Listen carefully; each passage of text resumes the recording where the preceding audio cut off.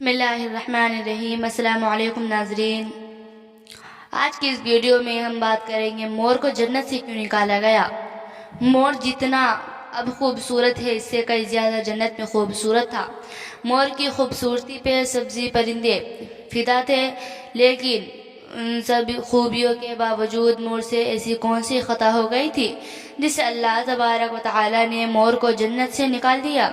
اللہ تبارک و تعالی نے جب حضرت آدم علیہ السلام اور اماں حوا کو پیدا فرمایا، اس کے بعد ان کو جنت میں بھیج دیا۔ وہ دونوں جنت میں بہت ہی پرسکون رہتے تھے، بہت ہی لذیذ میوے پھل کھایا کرتے تھے، لیکن ایک اناج جس کو کھانے سے اللہ پاک نے انہیں منع فرمایا، اور وہ اناج گندم ہے۔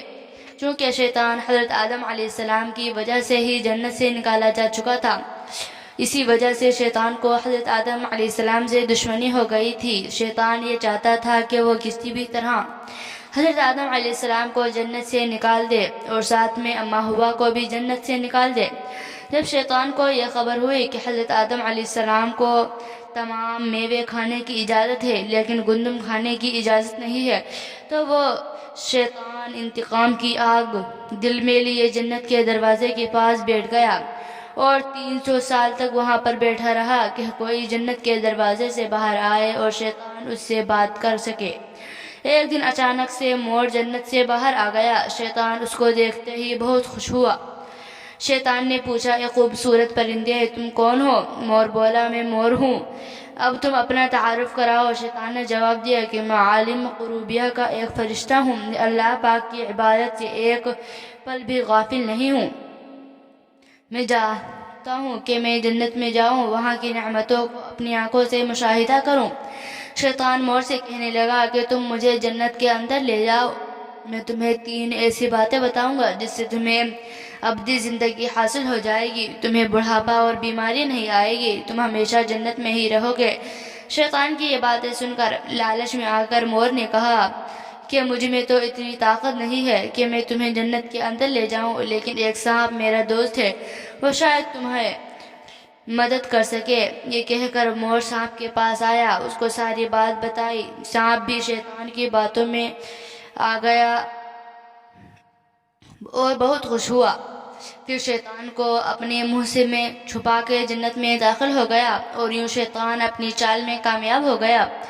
جنت کے تمام نگہبانوں کو یہ معلوم تھا کہ شیطان یہ چال چل رہا ہے اور جنت میں داخل ہو چکا ہے۔ فرشتے شیطان کو جنت سے نکالنے لگے، تبھی اللہ پاک کا حکم ہوا کہ اس کو ابھی تک جنت میں ہی رہنے دیا جائے۔ وہ فرشتے اللہ تبارک و تعالی کے حکم سے رک گئے۔ شاید یہ حضرت آدم علیہ السلام کا امتحان تھا۔ شیطان حضرت آدم علیہ السلام کے پاس اور اماں حوا کے پاس جا کر اپنی محبت کا اظہار کرنے لگا۔ وہ دونوں ہی شیطان کو پہچان نہ سکے کیونکہ ماضی کے مقابلے میں شیطان کی شکل تبدیل ہو چکی تھی۔ شیطان کہنے لگا کہ میں چاہتا ہوں کہ آپ دونوں ہمیشہ جنت میں اسی طرح زندگی گزارے، ہمیشہ خوش رہیں۔ حضرت آدم علیہ السلام اس کی بات بہت غور سے سننے لگے۔ شیطان نے کہا، اگر آپ میری بات مان جائیں تو آپ کو جنت کی اور بھی تمام سہولتیں ملیں گی۔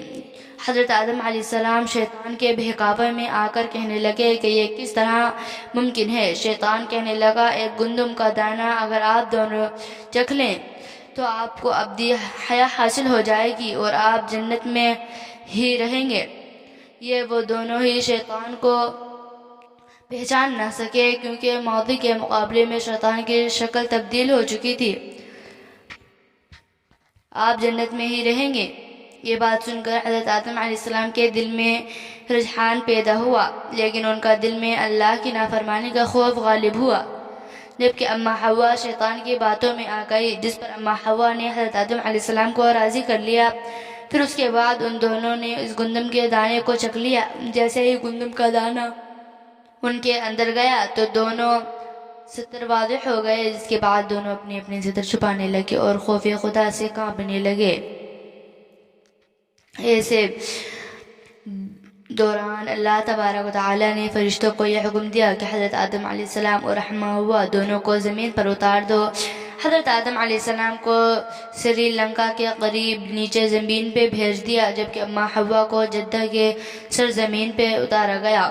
جن خوبصورت پیروں سے چل کر مور شیطان کو جنت کے اندر لے آیا تھا، وہی خوبصورت پاؤں اللہ پاک نے مور سے لے لیے۔ سانپ جو اپنے منہ میں شیطان کو چھپا کر لایا تھا، اس کے منہ کی خوب خوشبو کو چھین کر اس میں زہر ڈال دیا گیا۔ پھر مور کے ساتھ سانپ کو بھی جنت سے نکال دیا گیا۔